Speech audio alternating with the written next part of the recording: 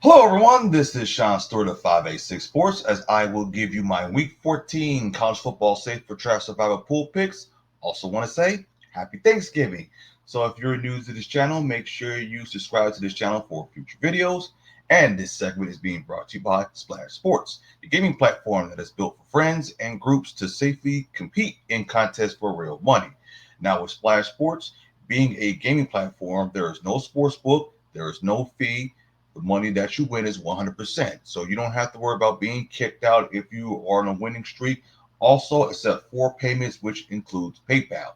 So sign up at Splash Sports by clicking the link below in the description box. And if you enter your first $10 plus contest on Splash Sports, it could be any contest, you would get $10 free. So make sure to check that the state you live in that you are able to play Splash Sports. Also, Canada is also welcome to play Splash Sports except for Quebec. And one more thing, from now until December 20th, I am hosting a college football survival pool playoff on Splash Sports. So it is $20 to enter, and you can have up to 3 entries. So the link for that contest will be in this description box below, as I'll put my link to my channel on Splash Sports. So that way it can be easier for you to follow. And by the way, once you register at Splash Sports, you can also get a referral code so you can give it to your friends. So if they enter their first $10 plus contest, you get $10 free. So like think of it like a generation. All right. So get that out the way. All right. So can't believe it. This is the last week of college football survivor pool. And then after that, it is the conference championship and then bowl games and the college football playoffs. So this is the first year that expanded to 12. All right. So let's us begin with the first one. First one is Michigan Wolverines and the Buckeyes of Ohio State. So Michigan has beaten the Buckeyes for the past 3 straight years under Jim Harbaugh. So an unranked Michigan team beat number 5 Ohio State 28 to nothing back in 1993. Now between 2001 and 2004, unranked Ohio State upset top 12 Michigan teams twice and include a 37-20 blowout back in 2004. Michigan has been an underdog in all 3 of the wins during this streak. So Michigan ranks 36th nationally, allowing only 21.5 points per game and are 23rd in total yards allowed. They are especially good against the run, allowing only 94 yards per game on the ground. Now, only Oregon and Texas were able to put up more than 27 points against the defense and other ranked opponents. That is Illinois, USC, and Indiana failed to put up more than 24 points. So the Wolverines do have a lot of issues on offense, and they have not shown any sort of life at the quarterback position, playing 3 different guys throughout the season. Since they went back to Davis Warren about a month ago, he has played much more efficiently and has been protective of the ball. He has 4 touchdowns to 1 interception in the last 4 games, compared to 2 touchdowns to 6 interceptions in his 3 games before being benched. The Wolverines averaged only 13.6 points per game in their last 5 losses this season. Now, the Buckeyes, very talented on defense, as the Buckeyes have allowed only 8.6 points per game in their 10 victories. So, Buckeyes have an explosive offense, but they have been held down by some good defense this season. They only scored 21 points on Nebraska, 20 on Penn State. They have mostly depended on their defense this season, as only Oregon was able to put up more than 17 points on them. So, if there are some better options according to your survival pool, do that. Now, if you don't, I would say pick Ohio State. It's a safe pick, but be very cautious. So, if I were you, I would take the Buckeyes for that. All right, so take the Buckeyes as a safe pick. Next one we have is the Mississippi State and OLE Miss, also known as the Egg Bowl. So the Egg Bowl win could be as good as it gets for Lane Kiffin's squad. On the other hand, Mississippi State is looking for their first SEC win of the season. So not much going right for Mississippi State this season, and the Bulldogs go into the Egg Bowl with nothing more than playing for their pride, a chance to beat the rival, the Golden Egg. and the golden egg. That's the trophy. Now, for Ole Miss, they are facing a Mississippi State team that has allowed 35 sacks against SEC opponents, last in the SEC in ranks. In 11 of those SEC games, the Bulldogs have just 8. Now, Ole Miss has the pass rush to create turnovers that will overwhelm and outmatch Bulldogs team. Van Buren Jr., Ole Miss's defense, leads the SEC in sacks, so look for him to get pressure early and often by a ferocious defensive line. So each of the Rebels' SEC teams has resulted in one of two things: a close loss or blowout win. So take Ole Miss as a safe pick. Next one we have is South Carolina and Clemson. Now that's one is a rivalry game. So if heading into this game, there are a couple scenarios. So Clemson can win the ACC via a Hurricanes loss, but the more viable path for each team is to beat the other and hope for one of those any number of possible upsets to feel good about a at-large bid. So Clemson opened up as a 4.5 point favorite. Now that's dropped to 2.5. So just 2 years ago, South Carolina beat a top 10 Tigers team that had college football playoff hopes, but this is the first year the teams have met with the postseason on the line. So the loss eliminates South Carolina from the college football playoff unless Syracuse beat Miami, allowing the Tigers to backdoor their way into the ACC championship game. A loss eliminates Clemson from the college football playoff as well. Now, Clemson has had the easier road, beating just two bowl eligible teams this season. So a win over South Carolina will give the Tigers the signature win they need to bolster their resume. So right now, the hottest quarterback in college football right now is Lenore Sellers. So he has been 40 of 56 against the blitz with 725 yards, 9 touchdowns, a sack, and an interception in his last 5 games. And he's also had a 61% first down rate against the blitz since week 8. Now, Gamecocks is banged up. Clemson is equally impressive. Cade Klubnik has played like a top 10 quarterback this year and especially impressed with his legs.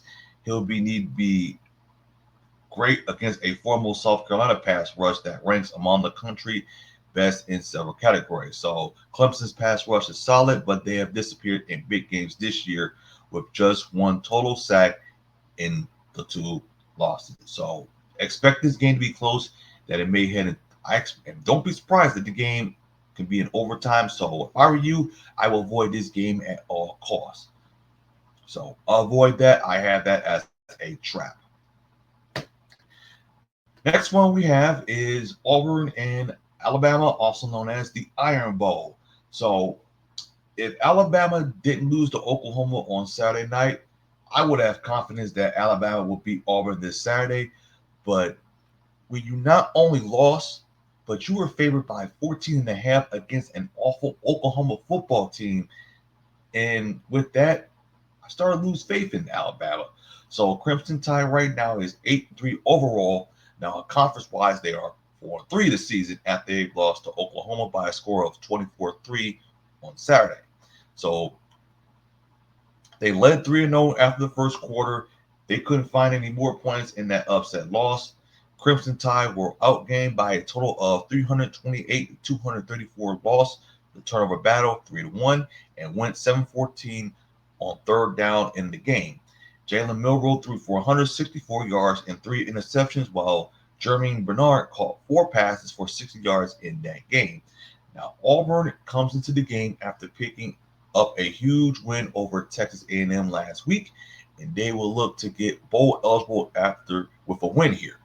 Now, the Tigers have had a very disappointing season, but they could change that win in a rivalry game. Now, I do think Auburn will keep this close in the first half, but I expect Alabama to pull away in the second half to get them back on track. But with a situation like this, things could get ugly. So in a situation where Auburn is one more game to be bowl eligible, I would say this game as a trap. So my opinion, I would avoid this game if there are better games in your survivor pool. So I have that as a trap. Next one we have is Florida and Florida State, as Florida is a 16.5 favorite. Now, Florida leads the all-time series against Florida State 37-28-2. The Noles currently own a two-game winning streak over the Gators. Now, Florida has 6 wins through week 11 games played, but are playing their best football of the season on a two-game winning streak following a 7-point upset victory of Ole Miss about a week ago. Now, Florida held true a week ago, giving the 17-point on 464 total yards after forcing 3 turnovers in that game. Now, offensively, Florida found their groove all well, scoring 24 points on 345 total yards, resulting in that win. DJ Lagaway leads Florida this season with 1,477 yards and 9 scores on 79 completions.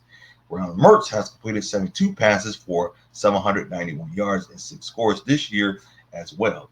Jaden Balk leads the way on the ground for Florida with 522 yards and 7 scores on 108 completions, while Montreal Johnson Jr. has added 494 yards and 5 scores on 90 carries. Leads all 4 receivers with 778 yards and 4 scores on 35 catches. Now, as for Florida State, they had a 34-point blowout on Charleston Southern a week ago. So offensively, Florida State, perhaps that was their best game of the season and year a week ago with 41 points on 415 total yards. Now, defensively, Florida State rolled, allowing 7 points on 253 yards and forced two turnovers in that game. DJ Ilakoui, please excuse me if I pronounce his name wrong, has led Florida State this season with 1,065 yards and 4 scores on 84 completions. Brock Glean has added 51 completions for 597 yards and 4 scores as well. Lawrence Tafili leads Florida State with 413 yards and 2 touchdowns on 100 carries. Shakiri Douglas is the top receiver for Florida State with 486 yards and 4 touchdowns and 28 receptions. Now, both teams were awful in the early season, but at least Florida has turned it around. So look for the Gators to continue to roll this week as they overwhelm one of the worst teams in the country. So take Florida to do the work because they get win and on the road, and that is one of their biggest rivals of the week. So take Florida if you have Florida on your survival pool. And last but not least, we have the Minnesota Gophers and the Wisconsin Badgers. Now, Minnesota is facing a Wisconsin team that's trying to be bowl eligible with 1 game left.